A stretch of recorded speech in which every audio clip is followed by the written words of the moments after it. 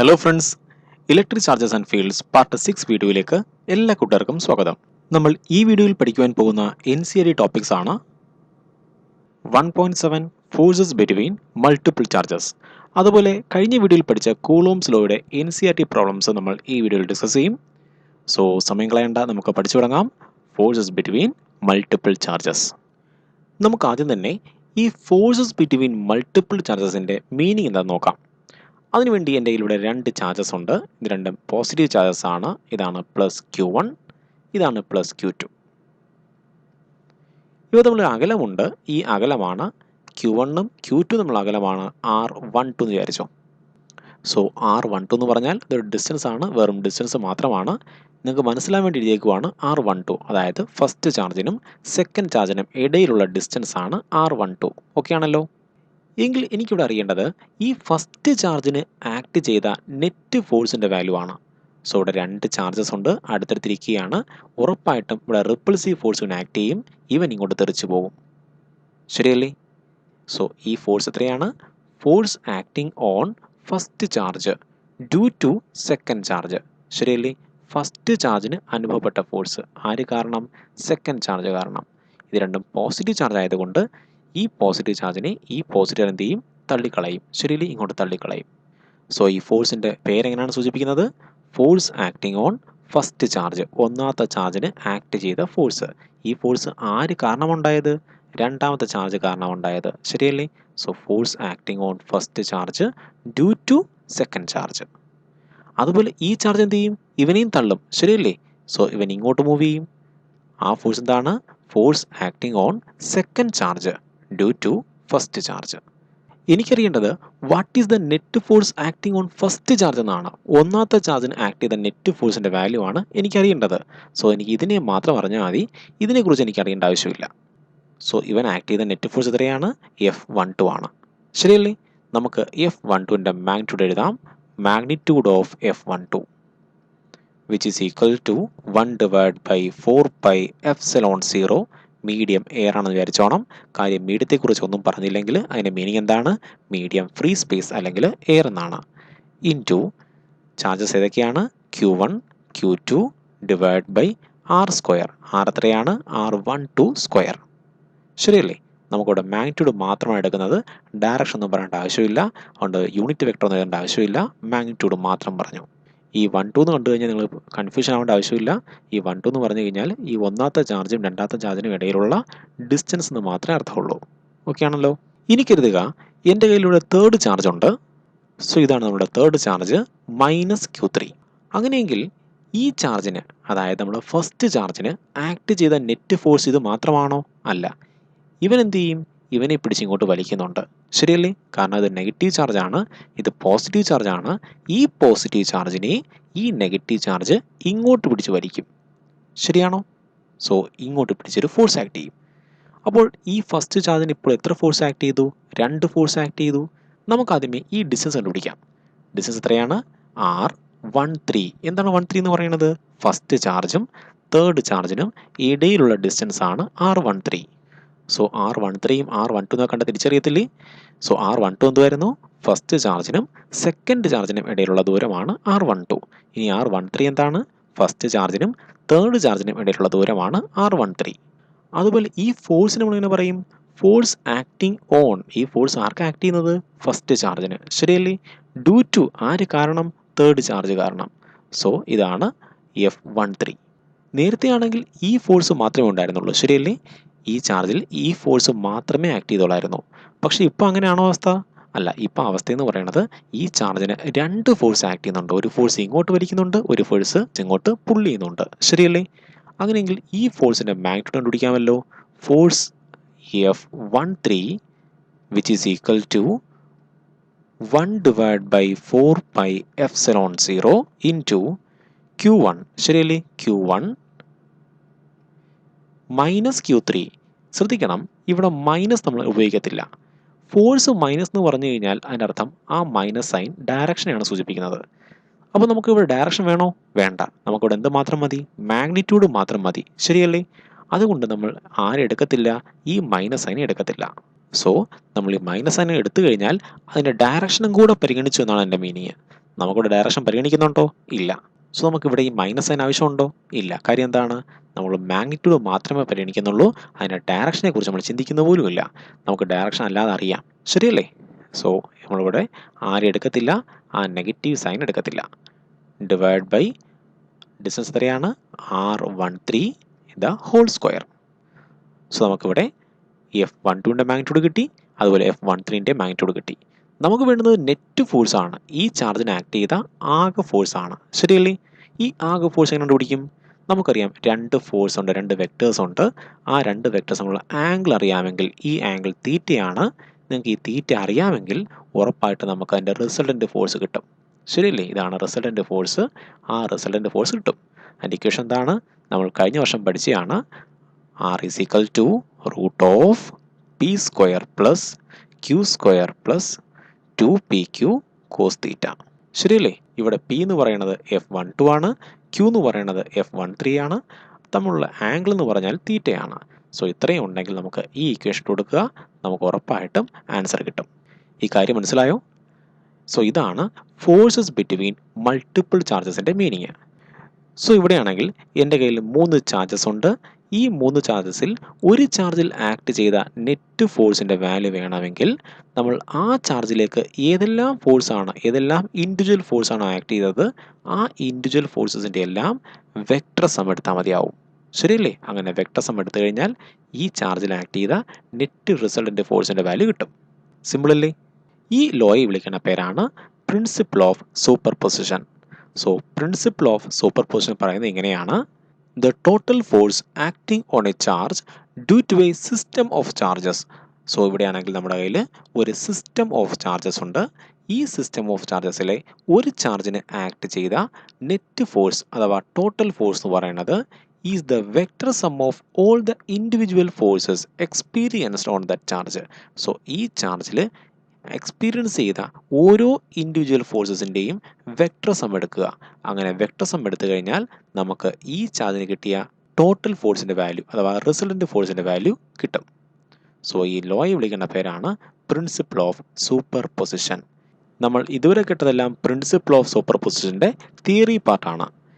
അതിന് പ്രോബ്ലം ചെയ്യാൻ നേരത്ത് ഇതെല്ലാം നിങ്ങൾക്ക് വളരെ എളുപ്പമായിട്ട് തോന്നും. സോ നമുക്ക് എത്രയും പെട്ടെന്ന് തന്നെ ഈ പ്രിൻസിപ്പിൾ ഓഫ് സൂപ്പർ പൊസിഷൻ്റെ പ്രോബ്ലം ചെയ്യാം. അപ്പോൾ നിങ്ങൾക്ക് ഈ തിയറി എല്ലാം വളരെ ക്ലിയർ ആയിട്ട് മനസ്സിലാകും. ഫോഴ്സസ് ബിറ്റ്വീൻ മൾട്ടിപ്പിൾ ചാർജസ് അല്ലെങ്കിൽ പ്രിൻസിപ്പിൾ ഓഫ് സൂപ്പർ പൊസിഷൻ്റെ ഒരു ബെസ്റ്റ് എക്സാമ്പിൾ ആണ് നിങ്ങളുടെ ടെക്സ്റ്റിലെ എക്സസൈസിലെ 1.6 എന്ന ക്വസ്റ്റ്യൻ. നമുക്ക് ക്വസ്റ്റ്യൻ നോക്കാം. 4 point charges QA, QB, QC and QD are located at the corners of a square ABCD of side 10 cm. So ഇവിടെ ഒരു square ഉണ്ട്. ആ സ്ക്വയറിൻ്റെ ഓരോ കോർണേഴ്സിലും നമുക്ക് ഓരോ ചാർജ് ഉണ്ട്. ഇതാണ് A എന്ന കോർണർ, ഇത് B എന്ന കോർണർ ആണ്, ഇത് C ആണ്, ഇത് D ആണ്. ഓരോ കോർണേഴ്സിലും ചാർജുകളുണ്ട്. ഇതാണ് QA എന്ന ചാർജ്. QAൻ്റെ വാല്യൂ എത്രയാണ്? +2 മൈക്രോ കൂളോംബ്. ഈ മ്യൂ എന്ന് കണ്ടാൽ നിങ്ങൾ പറയണം, മ്യൂ C എന്ന് കണ്ടാൽ പറയണം മൈക്രോ കൂളോംബാണ്. മൈക്രോ എന്ന് പറഞ്ഞാൽ 10⁻⁻⁶. സോ ചാർജുകളുടെ പ്രാക്ടിക്കൽ യൂണിറ്റ്സ് ആണ് മില്ലി കൂളോംബ്, മൈക്രോ കൂളോംബ്, അതുപോലെ നാനോ കൂളോംബ്. മില്ലി കൂളോംബ് എന്ന് പറഞ്ഞു കഴിഞ്ഞാൽ 10⁻³ കൂളോംബാണ്. മൈക്രോ കൂളോംബ് എന്ന് പറഞ്ഞു കഴിഞ്ഞാൽ 10⁻⁻6 കൂളോംബാണ്. അതുപോലെ നാനോ കൂളോംബ് എന്ന് പറഞ്ഞു കഴിഞ്ഞാൽ 10⁻⁹ കൂളോംബാണ്. സോ നിങ്ങൾ അറിഞ്ഞിരിക്കേണ്ട ചാർജസിൻ്റെ പ്രാക്ടിക്കൽ യൂണിറ്റ്സ് ആണ് മില്ലി കൂളോംബ്, മൈക്രോ കൂളോംബ്, അതുപോലെ നാനോ കൂളോംബ്. സോ മ്യൂ എന്ന് കണ്ടാൽ നിങ്ങൾ എന്ത് പറയും? Micro coulomb. സോ ഇത് 2 മൈക്രോ കൂളോംബാണ്. അടുത്ത QB എന്ന് പറയുന്നത് -5 മൈക്രോ കൂളോംബാണ്. QC എന്ന് പറയുന്നത് +2 മൈക്രോ കൂളോംബാണ്. അതുപോലെ QD എന്ന് പറയുന്നത് -5 മൈക്രോ കൂളോംബാണ്. ശരിയല്ലേ? ഇങ്ങനെ നമുക്ക് 4 ചാർജസ് ഉണ്ട്. ഈ 4 ചാർജസും ഈ സ്ക്വയറിൻ്റെ 4 കോർണേഴ്സിൽ വെച്ചിരിക്കുകയാണ്. ഇനി എന്താണ് question? What is the force on a charge of 1 micro coulomb place at the centre of the square? So ഈ സ്ക്വയറിൻ്റെ ആണെങ്കിൽ സെൻറ്ററിൽ നമുക്ക് 1 മൈക്രോ കൂളോംബ് ചാർജ് ഉണ്ട്. ഇത് 1 മൈക്രോ കൂളോംബ് ചാർജ് ആണ്. എങ്കിൽ ഈ 1 മൈക്രോ കൂളോംബ് ചാർജിൽ ആക്ട് ചെയ്യുന്ന നെറ്റ് ഫോഴ്സ് എത്രയെന്നാണ് ക്വസ്റ്റ്യൻ. മനസ്സിലായോ? സോ ഇവിടെയാണെങ്കിൽ നമ്മുടെ കയ്യിൽ മൾട്ടിപ്പിൾ ചാർജസ് ഉണ്ട്. അതിൽ ഒരു ചാർജിൽ ആക്ട് ചെയ്യുന്ന നെറ്റ് ഫോഴ്സ് എങ്ങനെ കണ്ടുപിടിക്കും? നമുക്ക് പ്രിൻസിപ്പിൾ ഓഫ് സൂപ്പർ പൊസിഷൻ ഉപയോഗിക്കാം. ശരിയല്ലേ? പ്രിൻസിപ്പിൾ ഓഫ് സൂപ്പർ പൊസിഷൻ പറയുന്നത് എങ്ങനെയാണ്? നിങ്ങൾക്ക് ഏതെങ്കിലും ഒരു ചാർജിൽ ആക്ട് ചെയ്യുന്ന നെറ്റ് ഫോഴ്സ് വേണമെങ്കിൽ ആ ചാർജിൽ ആക്ട് ചെയ്യുന്ന ഇൻഡിവിജ്വൽ ഫോഴ്സസ് എടുക്കുക. ആ ഫോഴ്സുകളുടെ എല്ലാം വെക്ടർ സമായിരിക്കും ഈ ചാർജിൽ ആക്ട് ചെയ്യുന്ന നെറ്റ് ഫോഴ്സ്. സോ നമുക്ക് ഇൻഡിവിജ്വൽ ഫോഴ്സസ് എടുക്കാം. ഇതാണ് QA എന്ന ചാർജ്. ഈ QA എന്ന ചാർജ് പോസിറ്റീവ് ചാർജാണ്. അതുപോലെ ഈ ചാർജും പോസിറ്റീവ് ചാർജാണ്. സോ പോസിറ്റീവ് ചാർജിനെ റിപ്പൽ ചെയ്യും, ശരിയല്ലേ? സോ ഈ ചാർജ് ഇവനെ ഇങ്ങോട്ട് റിപ്പൽ ചെയ്യും, ഇവനെ ഇങ്ങോട്ട് റിപ്പൽ ചെയ്യും. ആ ലൈൻ ഓഫ് ആക്ഷനിലൂടെ റിപ്പൽ ചെയ്യും, ശരിയല്ലേ? ഒരു സ്ട്രൈറ്റ് ലൈൻ വരയ്ക്കണം, എന്നിട്ടൊരു ആരോ സൈൻ കൊടുത്തു കഴിഞ്ഞാൽ നമുക്ക് ആ റിപ്പൾസീവ് ഫോഴ്സിൻ്റെ ഡയറക്ഷൻ കിട്ടും. സോ റിപ്പൾസീവ് ഫോഴ്സ് എങ്ങോട്ട് ആക്ട് ചെയ്യുന്നത്? ഇങ്ങോട്ടാണ് ആക്ട് ചെയ്യുന്നത്. ഇതാണ് ഫോഴ്സ് ഓഫ് എ. ഇനി സെയിം ചാർജാണ് ഇവിടെ ഇരിക്കുന്നത്, ശരിയല്ലേ? അതുപോലെ ഈ ഡിസ്റ്റൻസും സെയിം ആണ്. കാര്യം ഇത് ഡയഗണലിൻ്റെ പകുതിയാണ്, ഈ ഡിസ്റ്റൻസും ഡയഗണലിൻ്റെ പകുതിയാണ്. സോ ഇത് രണ്ടും സെയിം ഡിസ്റ്റൻസ് ആണ്, സെയിം ചാർജ് ആണ്. അങ്ങനെയെങ്കിൽ ഈ രണ്ട് ഫോഴ്സുകൾ എങ്ങനെയായിരിക്കും? ഈക്വൽ ആൻഡ് ഓപ്പോസിറ്റ് ആയിരിക്കും, ശരിയല്ലേ? സോ നമുക്ക് പറയാം ഫോഴ്സ് ഓഫ് എ എന്ന് പറയുന്നതും ഫോഴ്സ് ഓഫ് സി എന്ന് പറയുന്നതും ഈക്വൽ ആൻഡ് ഓപ്പോസിറ്റ് ആണ്. അങ്ങനെയെങ്കിൽ ഇവ എന്ത് ചെയ്യും? ക്യാൻസലായി പോവും. മനസ്സിലാവുന്നുണ്ടോ? ഈ രണ്ട് ഫോഴ്സുകൾ ക്യാൻസലായി പോവും. ഇനി അതുപോലെയാണെങ്കിൽ ഈ -5 കൂളോമ്പും ഈ -5 കൂളോമ്പും ഈ ചാർജിൽ ഈക്വൽ ആൻഡ് ഓപ്പോസിറ്റ് ഫോഴ്സ് കൊടുക്കും, ശരിയല്ലേ? ഈ മൈനസ് ചാർജ് ഇവനെ പിടിച്ച് ഇങ്ങോട്ട് വലിക്കുമ്പം ഈ മൈനസ് ചാർജ് ഇവനെ പിടിച്ച് ഇങ്ങോട്ട് വലിക്കും. അങ്ങനെയെങ്കിൽ നെറ്റ് ഫോഴ്സ് എത്രയായി പോകും? ഈ ചാർജിൽ ആക്ട് ചെയ്യുന്ന നെറ്റ് ഫോഴ്സിൻ്റെ വാല്യൂ 0 ആയി പോകും. കാര്യം എന്താണ്? ഈ ഫോഴ്സ് നമുക്ക് FB എന്ന് വിളിക്കാം, ഈ ഫോഴ്സ് നമുക്ക് FD എന്ന് വിളിക്കാം. കാര്യം FB എന്ന ഫോഴ്സും അതുപോലെ FD എന്ന ഫോഴ്സും ഈക്വൽ ആൻഡ് ഓപ്പോസിറ്റ് ആണ്. അങ്ങനെയെങ്കിൽ ഈ ചാർജിൽ ആക്ട് ചെയ്യുന്ന നെറ്റ് ഫോഴ്സ് എത്രയായിരിക്കും? F net is equal to 0 എന്ന് കിട്ടും. ഇതെങ്ങനെയാണ് 0 എന്ന് കിട്ടിയത്? നമ്മൾ പ്രിൻസിപ്പിൾ ഓഫ് സൂപ്പർപോസിഷൻ വഴിയാണ് ഈ ഫോഴ്സിൻ്റെ വാല്യൂ 0 എന്ന് കണ്ടുപിടിച്ചത്. സോ ഈ ചാർജിൽ ആക്ട് ചെയ്യുന്ന ഇൻഡിവിജ്വൽ ഫോഴ്സസിൻ്റെ വെക്ടർ സം എടുത്തു കഴിഞ്ഞാൽ അത് എത്രയും മാറും? 0 ആയി മാറും, ശരിയല്ലേ? സോ ഇങ്ങനെയാണ് ഈ ക്വസ്റ്റ്യൻ ആൻസർ ചെയ്യുന്നത്. ഇനി നമുക്ക് കൂളോംസ് ലോയിലെ ക്വസ്റ്റ്യൻ ചെയ്യാം. നമ്മുടെ ഫസ്റ്റ് ക്വസ്റ്റ്യൻ ആണ് നിങ്ങളുടെ എക്സസൈസിലെ question 1.1.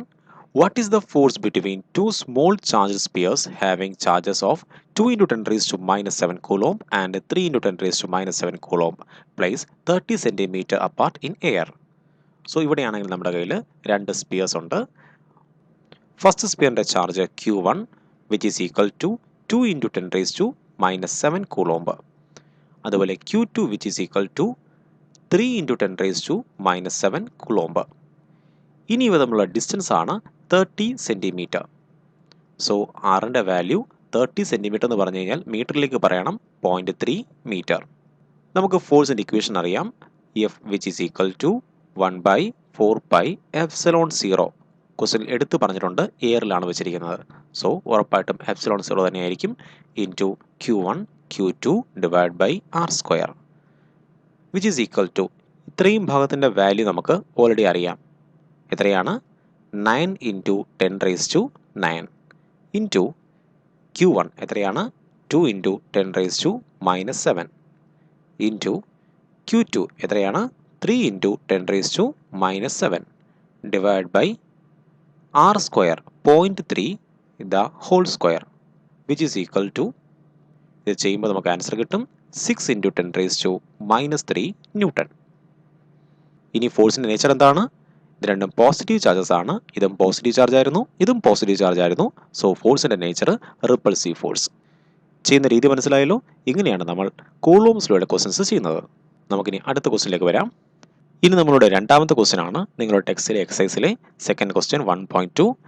The electrostatic force on a small sphere of charge 0.4 microcoulomb due to another small sphere of charge -0.8 microcoulomb in air is 0.2 Newton. A part ആണ് what is the distance between the two spheres. B part ആണ് what is the force on the second sphere due to the first. So ഇവിടെയാണെങ്കിൽ നമ്മുടെ കയ്യിൽ രണ്ട് spheres ഉണ്ട്. ഇതാണ് first സ്പിയറിൻ്റെ charge Q1, ഇത് സെക്കൻഡ് സ്പിയറിൻ്റെ ചാർജ് Q2. അവ തമ്മിൽ അകലമാണ് r എന്ന് പറയുന്നത്. ഫസ്റ്റ് സ്പിയറിൻ്റെ ചാർജ് ഉണ്ട്, എത്രയാണ്? Q1 which is equal to 0.4 microcoulomb. So 0.4 micro എന്ന് പറഞ്ഞാൽ 10⁻⁻6 കൂളോംബ്. Q2ൻ്റെ വാല്യൂ ആണ് Q2 which is equal to -0.8 micro coulomb, അതായത് 10⁻⁻6 കൂളോംബ്, ശരിയല്ലേ? ഇനി ഇവയ്ക്കിടയിലുള്ള ഫോഴ്സ് ഉണ്ട്, എത്രയാണ്? ഫോഴ്സിൻ്റെ value F which is equal to 0.2 newton. നമുക്ക് ഫോഴ്സിൻ്റെ ഇക്വേഷൻ അറിയാം. F which is equal to 1/4 pi epsilon 0 into Q1 Q2 divided by R square. So ഫോഴ്സിൻ്റെ വാല്യൂ നമുക്കറിയാം, ശരിയല്ലേ? 0.2 ആണ് ഫോഴ്സ്. ഇത്രയും ഭാഗത്തിൻ്റെ വാല്യൂ നമുക്ക് ഓൾറെഡി അറിയാം, 9 ഇൻറ്റു 10⁻⁹ ആണ്. ഇൻറ്റു Q1ൻ്റെ വാല്യൂ എത്രയാണ്? 0.4 ഇൻറ്റു 10⁻⁻6 ഇൻറ്റു Q2. ഈ മൈനസ് എടുക്കേണ്ട ആവശ്യമുണ്ടോ? ഇല്ല. കാര്യം എന്താണ്? ഫോഴ്സിൻ്റെ ആണെങ്കിൽ ഡയറക്ഷൻ നമുക്ക് വേണ്ട, മാഗ്നിറ്റ്യൂഡ് മാത്രം മതി. അതുകൊണ്ട് ഈ ചാർജിൻ്റെ മൈനസ് സൈൻ എടുക്കേണ്ട ആവശ്യമില്ല. നമ്മൾ നേരത്തെയും പറഞ്ഞതാണ് 0.8 ഇൻറ്റു 10⁻⁻6 മാത്രം എടുത്താൽ മതി, ഈ മൈനസ് സൈൻ എടുക്കേണ്ട ആവശ്യമില്ല. The whole divide by R square. നമുക്ക് എന്താണ് കണ്ടുപിടിക്കേണ്ടത്? ഡിസ്റ്റൻസ് ആണ് വേണ്ടുന്നത്, ശരിയല്ലേ? നമുക്ക് ഈ ആർ സ്ക്വയറിന് ഇവിടെ കൊണ്ടുവരാം. R square which is equal to 9 into 10⁻9 into 0.4 into 10⁻⁻6 into 0.8 into 10⁻⁻6 the whole divide by ഈ പോയിന്റ് ഇവിടെ വരുമ്പോൾ 0.2. ഇത് ചെയ്യുമ്പോൾ നമുക്ക് ആൻസർ കിട്ടും 144 ഇൻറ്റു 10⁻⁻4. സോ ആർ സ്ക്വയർ കിട്ടിക്കഴിഞ്ഞു. നമുക്കിനി ആർ കണ്ടുപിടിക്കാം. √144 into 10⁻⁻4 which is equal to 0.12 metre എന്ന് ആൻസർ കിട്ടും. സോ ഇവിടെ നമുക്ക് ആറിൻ്റെ വാല്യൂ കണ്ടുപിടിച്ച് കഴിഞ്ഞു. ഇനി ബി പാർട്ട് നോക്കാം. What is the force on the second sphere due to the first sphere? So ഒന്നാമത്തെ സ്പിയറിൽ ആക്ട് ചെയ്ത ഫോഴ്സിൻ്റെ വാല്യൂ ഉണ്ട്, ശരിയല്ലേ? എത്രയാണ്? 0.2 ന്യൂട്ടൺ. അങ്ങനെയെങ്കിൽ രണ്ടാമത്തെ സ്പിയറിൽ ആക്ട് ചെയ്ത ഫോഴ്സിൻ്റെ വാല്യൂ എത്രയാണ്? സോ ഇത് രണ്ടും ഓപ്പോസിറ്റ് ചാർജുകളാണ്. ഇത് പോസിറ്റീവ് ചാർജാണ്, ഇത് നെഗറ്റീവ് ചാർജാണ്. സോ ഈ ഫോഴ്സ് നമുക്ക് അറിയാം എത്രയാണ്? F is equal to 0.2 newton ആണ്. അങ്ങനെയെങ്കിൽ ഈ ഫോഴ്സ് എത്രയാണ്? നമുക്കറിയാം ഈ രണ്ട് ഫോഴ്സും ഈക്വൽ ആൻഡ് ഓപ്പോസിറ്റ് ആണ്, ശരിയല്ലേ? സോ ഈ ഫോഴ്സ് എത്രയായിരിക്കും? F which is equal to 0.2 newton. ഇതിൻ്റെ മാഗ്നിറ്റ്യൂഡ് മാത്രമാണ് 0.2 ന്യൂട്ടൺ. ഇതിൻ്റെ ഡയറക്ഷൻ പറഞ്ഞു കഴിഞ്ഞാൽ -0.2 ന്യൂട്ടൺ, ശരിയല്ലേ? ഇത് ഈക്വൽ ആൻഡ് ഓപ്പോസിറ്റ് ആണ്. ന്യൂട്ടൻ്റെ തേർഡ് ലോ അതിനനുസരിക്കും, കൂളോംസ് ലോ അനുസരിക്കും. സോ ഈ സ്ഫിയറിനാണെങ്കിൽ ഇങ്ങോട്ടാണ് ഫോഴ്സ് ആക്ട് ചെയ്യുന്നതെങ്കിൽ ഈ സ്ഫിയറിന് ഈക്വൽ ഫോഴ്സ് ഇങ്ങോട്ട് ആക്ട് ചെയ്യും. കാര്യം മനസ്സിലായോ? ഇത് ഇങ്ങനെയാണ് ആൻസർ ചെയ്യുന്നത്. നമുക്കിനി അടുത്ത ക്വസ്റ്റ്യനിലേക്ക് പോകാം. അടുത്ത 1.3 ക്വസ്റ്റ്യൻ ആണ്. Check the ratio KE² divide by G ME into MP is dimensionless. Look up the table of physical constants and determine the value of this ratio. What does the ratio signify? So ഇവിടെയാണെങ്കിൽ ഒരു ratio ഉണ്ട്. ഫിസിക്സിലെ വളരെ important റേഷ്യോസിൽ ഒന്നാണ് ഈ ratio എന്ന് പറയുന്നത്. നമുക്ക് ആദ്യമേ ഈ റേഷ്യോ എന്താണെന്ന് നോക്കാം. എൻ്റെ കയ്യിൽ ഇവിടെ ഒരു ഇലക്ട്രോണും പ്രോട്ടോണും ഉണ്ട്. സോ ഇതാണ് നമ്മളുടെ പ്രോട്ടോൺ, ഇതാണ് നമ്മളുടെ ഇലക്ട്രോൺ. ഇവയാണെങ്കിൽ അടുത്തടുത്ത് വെച്ച് എന്ത് ചെയ്യും? അട്രാക്ട് ചെയ്യും, ശരിയല്ലേ? ഇലക്ട്രോസ്റ്റാറ്റിക് ഫോഴ്സ് ഉണ്ടാകും. ഈ ഇലക്ട്രോസ്റ്റാറ്റിക് ഫോഴ്സിൻ്റെ വാല്യൂ ആണ് ഇവയ്ക്കിടയിൽ ഉണ്ടാകുന്ന ഫോഴ്സ്. ഇലക്ട്രോസ്റ്റാറ്റിക് ഫോഴ്സിൻ്റെ value F which is equal to 1 divide by 4 pi epsilon 0 into Q1. അതായത് ഇവിടുത്തെ Q1 എന്ന് പറഞ്ഞാൽ പ്രോട്ടോണിൻ്റെ ചാർജാണ്, ശരിയല്ലേ? നമുക്കതിനെ E എന്ന് എഴുതാം. അതുപോലെ ഇലക്ട്രോണിൻ്റെ ചാർജാണ് ഇത്, ശരിയല്ലേ? അതിനെയും E എന്ന് പറയാം. So E into E square ആയിട്ട് മാറും, ശരിയല്ലേ? ഇവ തമ്മിലുള്ള അകലമാണ് R എന്ന് വിചാരിച്ചോ. ഈ R ആണെങ്കിൽ ഇതിൻ്റെ R-ൻ്റെ സ്ക്വയർ, ശരിയല്ലേ? സോ ഇവയ്ക്കിടയിലുള്ള ഫോഴ്സാണ് 1/4 pi epsilon 0 into Q1 Q2 divide by R square. Q1 പകരം നമുക്ക് പ്രോട്ടോണിൻ്റെ ചാർജ് E ആണ്, പ്ലസ് E ആണ്. ഇലക്ട്രോണിൻ്റെ ചാർജ് -E ആണ്. നമുക്ക് ഇട്ട് കൊടുത്തു. ഈ 1/4 pi epsilon 0യ്ക്ക് പറയുന്ന പേരാണ് ഇലക്ട്രോസ്റ്റാറ്റിക് കോൺസ്റ്റൻറ്റ്, അതാണ് K എന്ന് പറയുന്നത്. So K into E² divide by R square ആണ് ഫോഴ്സിൻ്റെ വാല്യൂ, ശരിയല്ലേ? ഇനി നമുക്ക് വീണ്ടും ഈ പ്രോട്ടോണും ഇലക്ട്രോണും എടുക്കാം. ഇത് പ്രോട്ടോണും ഇലക്ട്രോണും വീണ്ടും എടുത്തു. ഇത് പ്രോട്ടോൺ ആണ്, ഇത് ഇലക്ട്രോൺ ആണ്. ഇവയ്ക്ക് മാസ് ഉണ്ട്, ശരിയല്ലേ? പ്രോട്ടോണിൻ്റെ മാസാണ് മാസ് ഓഫ് പ്രോട്ടോൺ, ഇത് മാസ് ഓഫ് ഇലക്ട്രോൺ ആണ്. ഇങ്ങനെ രണ്ട് മാസുകൾ അടുത്തടുത്ത് കൊണ്ടുവച്ചാൽ ഗ്രാവിറ്റേഷണൽ ഫോഴ്സ് ആക്ട് ചെയ്യും, ശരിയല്ലേ? ഇവിടെ ഇലക്ട്രോസ്റ്റാറ്റിക് ഫോഴ്സ് ആക്ട് ചെയ്തു. അതുപോലെ ഇവയ്ക്കിടയിൽ എന്ത് ഫോഴ്സും ഉണ്ട്? ഗ്രാവിറ്റേഷണൽ ഫോഴ്സും ഉണ്ട്. നമുക്കറിയാം ഗ്രാവിറ്റേഷണൽ ഫോഴ്സിൻ്റെ ഇക്വേഷൻ ആണ് Gm1 m2 divide by R square, ശരിയാണോ? Which is equal to G. M1 എന്താണ്? Mass of proton into M2 എന്താണ്? Mass of electron divide by R square. R എത്രയാണ്? സ്മോൾ r ആണ്, അതിൻ്റെ സ്ക്വയർ, ശരിയല്ലേ? സോ ഇവിടെ നമ്മൾ ഡിസ്റ്റൻസിനെ ഒന്നും മാറ്റിയിട്ടില്ല, ഡിസ്റ്റൻസ് എല്ലാം സെയിം ആണ്. സോ നമുക്കിവിടെ രണ്ട് ഫോഴ്സ് ഉണ്ട്. എന്തൊക്കെയാണ്? ഗ്രാവിറ്റേഷണൽ ഫോഴ്സ് ഉണ്ട്, അതുപോലെ ഇലക്ട്രോസ്റ്റാറ്റിക് ഫോഴ്സ് ഉണ്ട്. നമുക്കിനി ഈ ഇലക്ട്രോസ്റ്റാറ്റിക് ഫോഴ്സിൻ്റെയും അതുപോലെ ഗ്രാവിറ്റേഷണൽ ഫോഴ്സിൻ്റെയും റേഷ്യോ എടുക്കാം. ഇലക്ട്രോസ്റ്റാറ്റിക് ഫോഴ്സിൻ്റെ ഇക്വേഷൻ ആണ് KE² divide by R square.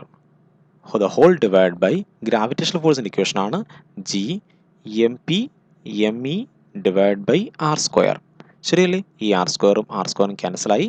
So നമുക്ക് ഈ റേഷ്യോ ആൻസർ ആയിട്ട് കിട്ടും. എന്താണ്? K E square divide by G M E M P.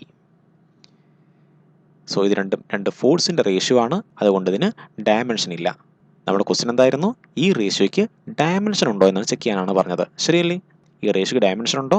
ഇല്ല. എന്തുകൊണ്ടാണ്? സോ ഇത് രണ്ട് ഫോഴ്സിൻ്റെ റേഷ്യോ ആണ്, അതുകൊണ്ട് ഇതിന് ഡയമെൻഷൻ കാണത്തില്ല.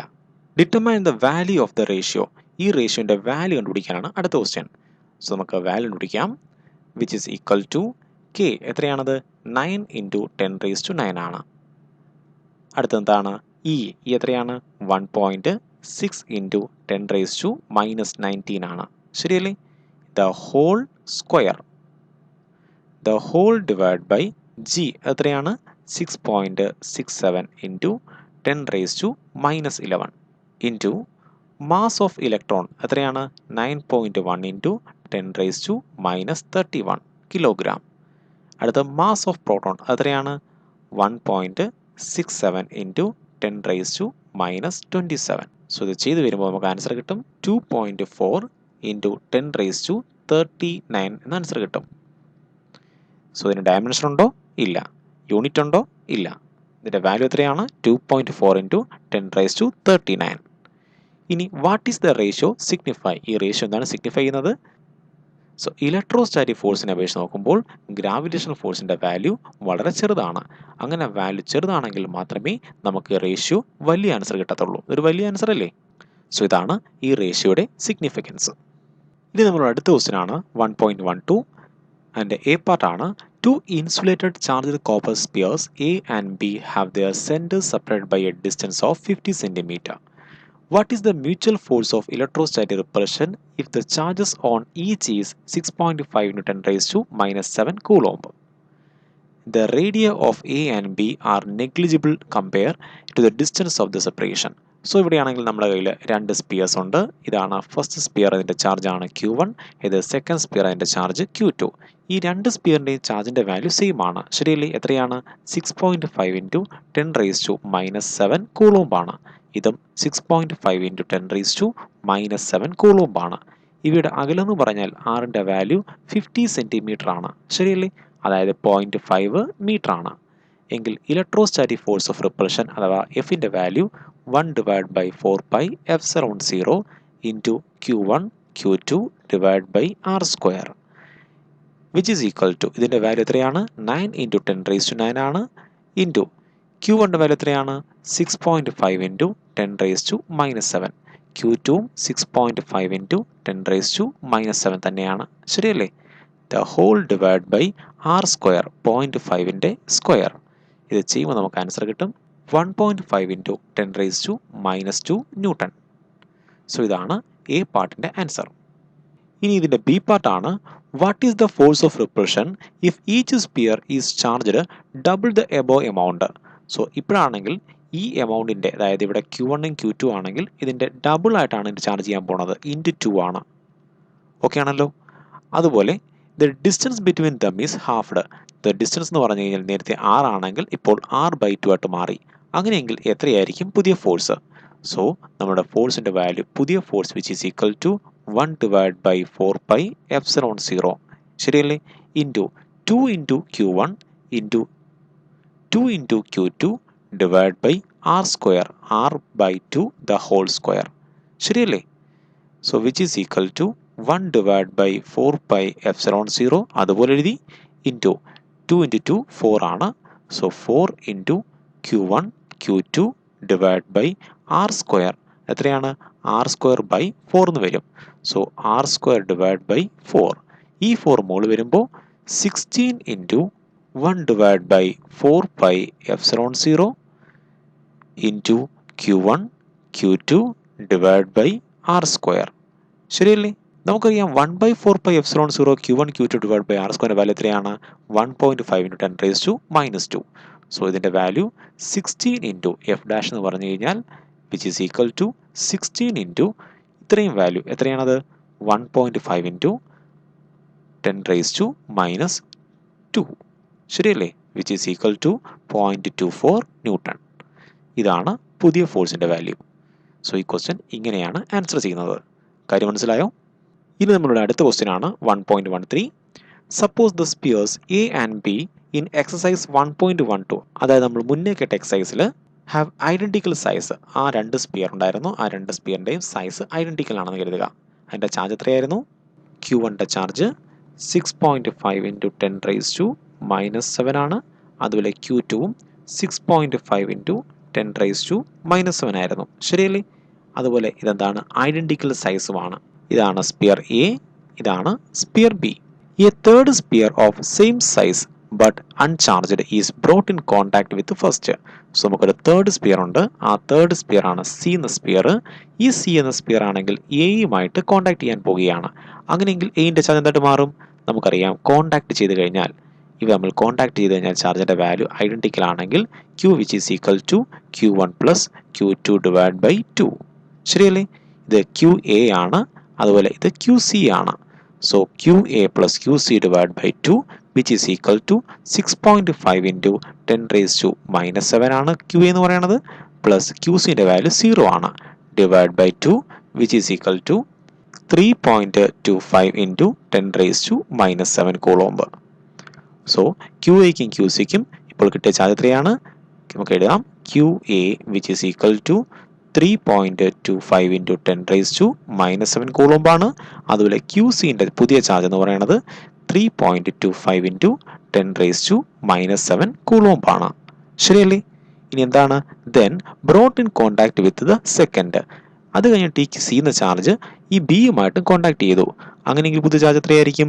പുതിയ ചാർജ് എന്ന് പറയുന്നത് QB plus QC divide by 2. ശരിയല്ലേ? QBൻ്റെ ചാർജ് എത്രയായിരുന്നു നേരത്തെ? 6.5 ഇൻറ്റു 10⁻⁻7 ആയിരുന്നു. പ്ലസ് QCൻ്റെ ചാർജ് എത്രയാണ്? QC എന്ന് പറഞ്ഞാൽ പുതിയ ചാർജ് എത്രയായിരുന്നു? 3.25 ഇൻറ്റു 10⁻⁻7 ആണ്. ശരിയല്ലേ? The whole divide by 2 which is equal to 4.87 into 10⁻⁻7 coulomb. So ഇപ്പോൾ QBൻ്റെ വാല്യൂ എത്രയാണ്? 4.87 into 10⁻⁻7 ആണ്. ശരിയല്ലേ? QCൻ്റെ വാല്യൂ മാറി. വീണ്ടും QCൻ്റെ വാല്യൂ എത്ര കിട്ടി? 4.87 into 10⁻⁻7 കൂളോംബായി. ശരിയല്ലേ? സോ ആദ്യമാണെങ്കിൽ എയ്ക്കും ബിക്കും ഐഡൻറ്റിക്കൽ ചാർജ് ആയിരുന്നു. സി ആണെങ്കിൽ ആദ്യമേ എയുമായിട്ട് കോൺടാക്റ്റിൽ ഏർപ്പെട്ടു. അതിൻ്റെ ഫലമായിട്ട് എയ്ക്കും സിക്കും ഒരേ ചാർജ് കിട്ടി. ശരിയല്ലേ? അത് കഴിഞ്ഞിട്ട് ഈ സി ആണെങ്കിൽ എടുത്ത് ബിയുമായി ടച്ച് ചെയ്തു. അപ്പോൾ സിക്കും ബിക്കും ഒരേ ചാർജായി. എത്രയാണ്? ഇത്രയും. കാര്യം മനസ്സിലായോ? അങ്ങനെയെങ്കിൽ ക്വസ്റ്റ്യൻ എന്താണ്? What is the new force of repulsion between A and B? അങ്ങനെയെങ്കിൽ എയിൻ്റെ ചാർജ് ഇതാണ്, ബിൻ്റെ ചാർജ് ഇതാണ്. ശരിയല്ലേ? അവ തമ്മിലുള്ള അകലം എത്രയായിരുന്നു? 0.5 metre. So electrostatic force F which is equal to 1 by 4 pi epsilon 0 into Q1 Q2 divided by R square. 1 by 4 pi epsilon 0 എന്ന് പറഞ്ഞാൽ 9 into 10⁻⁹ ആണ്. into QA. QA എത്രയാണ്? 3.25 into 10⁻⁻7. ശരിയല്ലേ? into QB. QB എത്രയാണ്? 4.87 into 10⁻⁻7. The whole divided by R square, 0.5ൻ്റെ square which is equal to 5.7 into 10⁻³ newton. So ഈ question ഇങ്ങനെയാണ് answer ചെയ്യുന്നത്. കാര്യം മനസ്സിലായോ? ഇതോടുകൂടിയാണെങ്കിൽ നിങ്ങളുടെ NCERT ടെക്സ്റ്റ് ബുക്കിലുള്ള എല്ലാത്തരം കോളംസ് ലോയുടെ ക്വസ്റ്റ്യൻസ് നമ്മൾ വർക്കൗട്ട് ചെയ്ത് കഴിഞ്ഞു. നിങ്ങൾക്ക് ഈ വീഡിയോ ഉപകാരപ്പെട്ടെന്ന് പ്രതീക്ഷിക്കുന്നു. നമുക്ക് അടുത്ത വീഡിയോയിൽ അടുത്ത ടോപ്പിക്കുമായി കാണാം. Have a nice study. By.